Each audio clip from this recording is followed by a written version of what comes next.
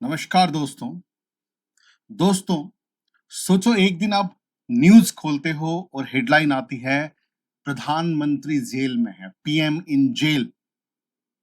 आप सोचते हो, अरे ये कैसा पॉसिबल है? क्या प्राइम मिनिस्टर या कोई चीफ मिनिस्टर जेल के अंदर में रह के देश चला सकता है? और फिर पार्लियामेंट से एक धमाकेदार बिल आता है जो अमित शाह खुद इंट्रोड्यूस करते हैं, जिसमें लिखा है कि अगर कोई सीएम या पीएम 30 दिन तक जेल के अंदर रहता है तो 31st दिन अगले ही दिन उसकी कुर्सी ऑटोमेटिकली खत्म हो जाती है। अब ये सवाल है, ये बिल देश के पॉलिटिक्स को सुधारने के लिए है या फिर एक सुपर इमरजेंसी जैसा स्टेप बन सकता है? ऑपोजिशन का गुस्सा, सरकार की जस्टिफिकेशन और यूपीएससी के लिए इसके इम्प्लीकेशन, सब कुछ आज के वीडियो में हम डिटेल में डिस्कस करेंगे एक मजेदार स्टोरी टेलिंग के तरीके से। हाँ, हाल ही में अमित शाह जी जो है इंट्रोड्यूस किए हैं पीएम सीएम को रिमूव करने वाला बिल, और इसी चीज पे, इसी मुद्दे पे हम जो है डिटेल में आप लोगों को बात करेंगे कि बिल क्या है, एग्जैक्टली बिल क्या है, उसका कंसिक्वेंसेस क्या होगा, गवर्नमेंट ने क्यों ये बिल लाया है, और उसका ऑपोजिशन वालों का रिएक्शन क्या है, ये डिटेल में चलिए बात करते हैं।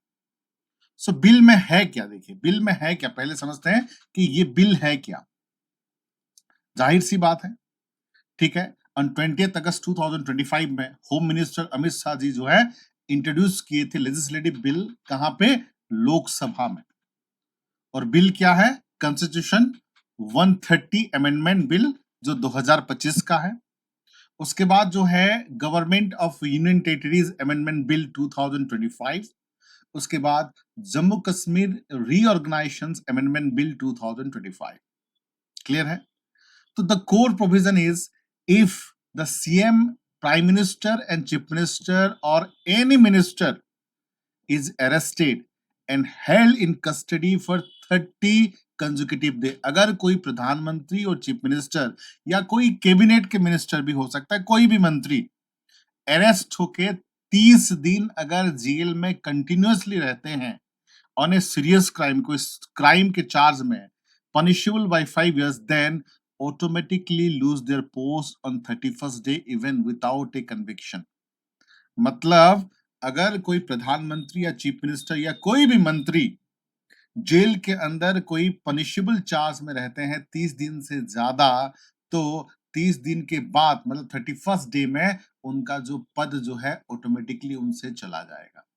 यहाँ पर एक सब्स्टिट्यूट और भी है, अगर 30 दिन के अंदर वो रिजाइन कर देते हैं, मान लीजिए प्रधानमंत्री या चीफ मिनिस्टर हैं, रिजाइन कर देते हैं अपने पद से, तो दोबारा वो पद के लिए एलिजिबल होंगे। लेकिन एक उन्होंने अगर रिजाइन नहीं किया 30 दिन के अंदर, तो उनको अपने पोस्ट जो है ऑटोमेटिकली जो है हटाना, मतलब वो पद से हटना पड़ेगा। So this bill were referred to the Joint Parliamentary Committee JPC for the detailed scrutiny। तो ये बिल जो है JPC Joint Parliamentary Committee को भेजा गया है। उसके बाद देखो की प्रोविजन बाय द आर्टिकल, ठीक है, अगर जैसे कि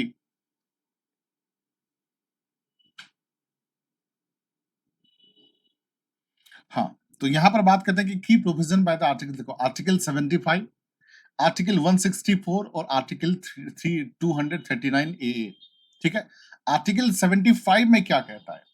देखो यूनियन मिनिस्टर जो केंद्र के मंत्री हैं, इंक्लूडिंग प्राइम मिनिस्टर, मतलब प्रधानमंत्री को भी मिला के, तो ये बिल है किसके बारे में? केंद्रीय मंत्री के बारे में और प्रधानमंत्री के बारे में, प्राइम मिनिस्टर के बारे में। तो सिंपली देखो, the president remove the PM और union minister if detain for 30 days on serious charge.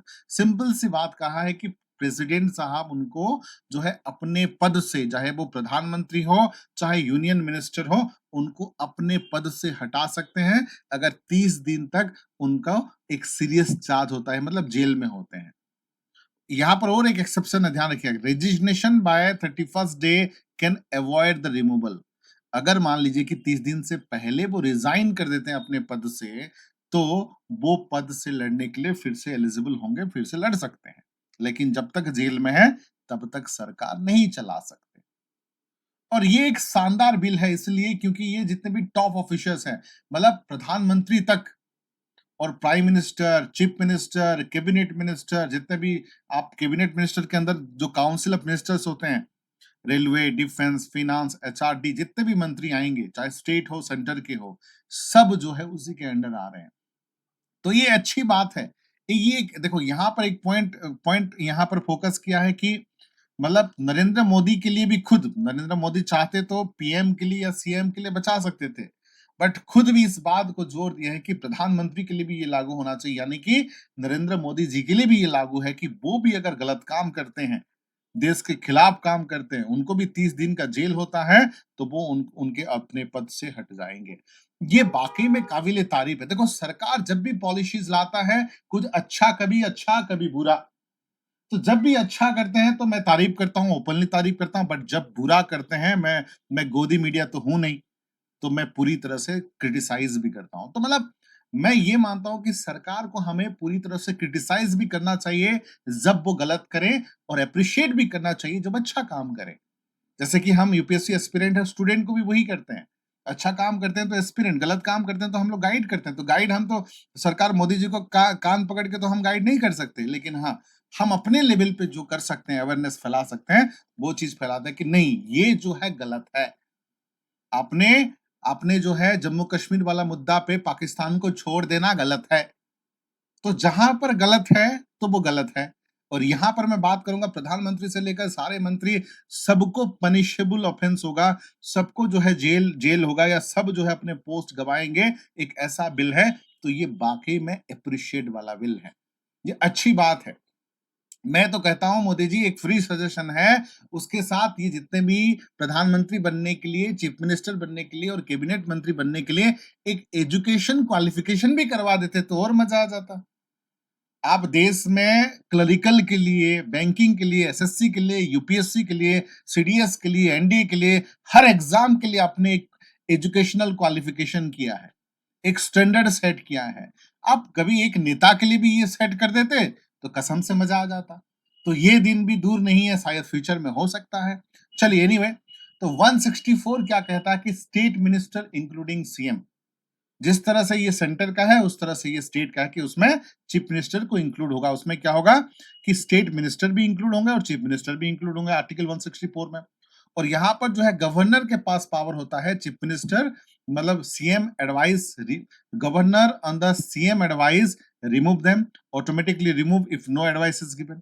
तो सीएम के निर्देश से सारे मंत्री को, इवन सीएम को भी हटा सकते हैं। फिर आर्टिकल 239A क्या कहता है दिल्ली के लिए? Same rule apply to Delhi CM and minister. जो प्रधानमंत्री के लिए या कैबिनेट मंत्री के लिए है आर्टिकल 75 में, जो चीफ मिनिस्टर और स्टेट मिनिस्टर के लिए आर्टिकल 165 में, वही यूनियन टेरिटरीज यानी कि दिल्ली के लिए भी है, मंत्री और चीफ मिनिस्टर के लिए। ठीक है, तो ये एक अच्छी शुरुआत है, बहुत ही अच्छी शुरुआत मैं कहूंगा। ठीक है, अब देखो गवर्नमेंट जस्टिफिकेशन। गवर्नमेंट जस्टिफिकेशन में देखो, Amit Shah frame it as a commitment to the restoring moral standard in the politics. मतलब उन्होंने कहा कि पॉलिटिक्स में भी एक मोरल एथिक्स, मोरल स्टैंडर्ड होना चाहिए, और ये आपके एथिक्स पेपर के लिए one of the important decision है। ये एक अच्छी शुरुआत है एथिक्स का पेपर के लिए। ये पेपर 4 जीएस पेपर में, मेंस में ये हो सकता है कि ये मोरल स्टैंडर्ड के लिए है कि पॉलिटिक्स में भी मोरल स्टैंडर्ड होना बहुत जरूरी है। Should leader be allowed to run the government from the jail? क्या जेल में रह के सरकार चलाने का क्षमता होना चाहिए? बाकी में सोचने वाली चीज है। It's a debatable topic, it's a essay topic also. Should leader should be allowed to run government from the jail? Jail में होके तुम देश को चला सकते हो? अगर तुम जेल जा रहे हो, तुम्हारी मतलब इतना बड़ा मिस्टेक किए हो, तो तुम्हें कोई हक नहीं देश को चलाने का या राज्य को चलाने का। अगर राज्य चलाना है, देश चलाना है, you should be transparent, you should be a good human being. अच्छा ह्यूमन बींग बनोगे तब जाके अच्छा राजनेता बनोगे, तब जाके देश के हित के बारे में सोचोगे। आप अपने शराब के घोटाले में जेल जाओगे और आप देश चलाने की, राज्य चलाने की बात सोचते हो? आप जो है घोटाले पे घोटाले करोगे, करोड़ ऑफ रुपीस गवर्नमेंट का टैक्स टैक्स को हड़पोगे, आप सोचोगे देश को चलाओगे। क्यों? ये आप डिजर्व ही नहीं करते। ये बिल स्ट्रिक्टली मैं सपोर्ट करता हूं और होना चाहिए। मतलब उसके साथ साथ देखो, यहाँ पर उन्होंने कहा है कि he emphasis public Ruslan towards the official holding official while detained, and Amit Shah, this move bring accountability even the higher level. ये एक अच्छी बात है कि एक हायर लेवल पे इतना तगड़ा, देखो आम तौर पर एमपी एमएलए पे या फिर प्राइम मिनिस्टर चीफ मिनिस्टर पे तगड़ा बिल नहीं होता है, क्योंकि वही खुद बिल बनाने वाले होते हैं। तो लेकिन ये एक तगड़ा बिल है और PM Modi insisted that there should be no exception for him. और उन्होंने मोदी जी को भी मैं यहाँ पर तारीफ करूंगा कि उन्होंने भी अप्रिशिएट किया है इस बिल को, और उन्होंने खुद जो है प्रेशराइज किया है कि नहीं, प्रधानमंत्री को भी इंक्लूड करिए, ताकि देश के जो टॉप पोजीशन में चला रहा है उसको भी अच्छा होना चाहिए। This is this bill I must appreciate. हालांकि देखो ओपोजिशन का रेस्पॉन्स क्या है, ओपोजिशन का रेस्पॉन्स हमेशा जो है, ओपोजिशन का काम है कुछ जो है, कुछ ना कुछ जो है करते रहना, लेकिन हर चीज में भी ओपोज करना सही नहीं मैं समझता। ये एक ऐसा बिल है, अगर उसके खिलाफ आप कर रहे हो तो आप जो है करप्शन को या भ्रष्टाचार को इनडायरेक्टली आप सपोर्ट कर रहे हो। एनीवे देखते हैं, ओपोजिशन के हिसाब से ये एक हार्श है, ड्रैकोन है, ये एक अनकॉन्स्टिट्यूशनल है और एंटी एंटी फेडरल है। मतलब असदुद्दीन ओवैसी का मानना है कि ये जो है calling it step toward the police state की तरफ जा रहे हैं, और प्रियंका गांधी जी का मानना है ये कि एंटी कॉन्स्टिट्यूशनल है। हालांकि टीएमसी एंड एसपी बॉयकॉट किए थे, ठीक है, बॉयकॉट किए थे। उसके साथ साथ जो ममता बनर्जी बिल्कुल सपोर्ट नहीं किए थे, उन्होंने कहा कि ये तो हिटलर की तरह बिल है, एक ऑटोक्रेटिक है, सुपर इमरजेंसी का मतलब एक ऐसा लॉ है जो कि सुपर इमरजेंसी लग सकता है। हालांकि अखिलेश यादव जी ने भी उसको सपोर्ट नहीं किए हैं, ठीक है। मतलब एक तरफ से उन्होंने भी कहा कि नॉन बीजेपी पार्टी के लीडर को टारगेट किया जा रहा है। हालांकि जो कृष्णा रेड्डी यूनियन मिनिस्टर है claimed broader public support and instead the law is not better. मतलब मंत्री ने कहा है कि ये जो है टोटली पब्लिक का भी सपोर्ट है, पब्लिक का बिल्कुल सपोर्ट होना चाहिए, ऐसे चीज में पब्लिक सपोर्ट हमेशा रहता है, ठीक है। अब देखो legislative role ahead and challenges. Bill bill का देखो, बिल के बारे में मैं एक चीज बता देता हूँ, बिल तो ऐसा नहीं है बेटा कि बिल पास हो गया तो जो है पूरा लोकसभा से पास हो गया तो पूरा बिल बन जाएगा। तो ऐसे बिल के लिए देखो पहले लोकसभा जाना होता है, फिर जो है राज्यसभा को जाएगा, फिर जो है ratification by the half of the state, मतलब आधे, अगर 28 अब जितना स्टेट है उसी का 50% से ज्यादा समर्थन होना चाहिए, तब जाके ये बिल सेंट्रल लेवल पे लागू हो पाएगा। तो ये केवल अभी लोकसभा में हुआ है, ठीक है, ठीक है। उसके बाद जो है ये जो है दोनों हाउस में, लोकसभा और राज्यसभा में 2/3 का मतलब होता है स्पेशल मेजोरिटी। 2/3 मेजोरिटी को बोलते हैं स्पेशल मेजोरिटी, का मतलब है जितना मेंबर है उसका 50% प्रेजेंट होना चाहिए और प्रेजेंट मेंबर का 2/3 सपोर्ट होना चाहिए, जिसको स्पेशल में तो 2/3 मेजोरिटी में बोथ लोकसभा और राज्यसभा में होना चाहिए, plus ratification by the latest half of the state legislature. जो स्टेट राज्य सरकार है जितना भी है उसमें से 50% से ज्यादा उसके समर्थन में होना चाहिए।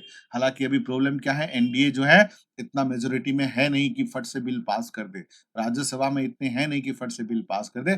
तो ये जाहिर सी बात है ये बिल पास करने में थोड़ा सा चैलेंजिंग होगा, और थोड़ा सा तो डेफिनेटली चैलेंजिंग होगा, और ये विंटर सेशन में ही अब चीजें हो पाएगी।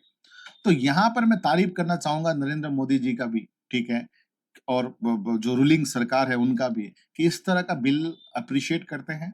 उसके साथ हम ये भी सजेशन करते हैं कि एक एजुकेशनल मिनिमम क्वालिफिकेशन होना चाहिए लोकसभा एंड राज्यसभा मेंबर को या फिर मंत्रियों को, ताकि देश जो है और डेवलपमेंट करे और आगे जाए। ऐसे मजेदार वीडियोस के लिए चैनल के साथ बने रहिए। मैं करंट अफेयर्स को और भी मजेदार टॉपिक जो यूपीएससी से रिलेटेड होगा या फिर आपके student point of view related होगा मैं लेके आऊंगा, बने रहिए, जुड़े रहिए। उसके साथ मैं बता देता हूँ कि यूपीएससी का ये हमारा कोर्स है, मैं फ्री मेंटोरशिप प्रोग्राम दे रहा हूँ, पर्टिकुलरली नवोदय और दिल्ली यूनिवर्सिटी स्टूडेंट वालों को। ये है मेरा नंबर, व्हाट्सएप नंबर पे आप जुड़ सकते हो। उसके अलावा जो आईआईटी पास आउट हैं, बीटेक पास आउट है, एमबीबीएस पास आउट हैं, या फिर अभी कर रहे हो आईआईटी बीटेक एंड एमबीबीएस। बहुत सारे बच्चे बोलते हैं सर आईआईटी बीटेक में एमबीबीएस में पढ़ाई नहीं हो पाती, यूपीएससी में इतना स्ट्रिक्ट हो जाता है। अरे पढ़ाई हलवा है बेटा, जस्ट आपका स्ट्रेटेजी होना चाहिए। आइए ज्वाइन करिए, मैं बताता हूँ आपको कैसे पढ़ना है, किस तरीके से पढ़ना है।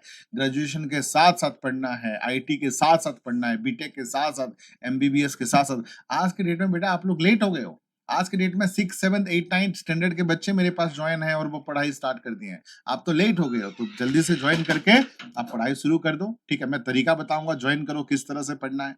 उसके अलावा कोई भी बैच मंडे से, आज से बैच स्टार्ट हो गया है और अगले मंडे से भी बैच स्टार्ट होगा। नॉर्मली हम स्टार्ट करते हैं मंडे से। ये नंबर है कंडक्ट का, हर प्रकार का बैच है, UPSC, SPSC, SSC, banking, IB, हर प्रकार का। हम कोशिश करते हैं कि पर्सनल मेंटरशिप सिलेक्शन तक रहे, टीचिंग मतलब स्टोरी टेलिंग टीचिंग रहे, memory techniques, test series, prelims, सब चीजें आपको, प्रीलिम्स, मेंस, इंटरव्यू, एक होलिस्टिक अप्रोच आपको मिलेगा। और एक चीज देखिए, ये मेरा पर्सनल नंबर है 8527007432। फ्री पर्सनल मेंटोरशिप मिलेगा, ये व्हाट्सएप। आप मुझे किसी भी प्रकार का अगर डाउट है 24/7 मुझे कॉल या व्हाट्सएप कर सकते हो। मैं डेफिनेटली आपको रिप्लाई करूंगा। किसी भी प्रकार की दिक्कत है, प्रीलिम्स, मेंस, इंटरव्यू या दूसरे competitive examination, state PCS, optional क्या चूज करना है, किसी भी प्रकार कंफ्यूजन है, आप मेरे साथ बने रहिए और जुड़े रहिए। आज के लिए इतना ही। Thank you. जय हिंद, जय भारत।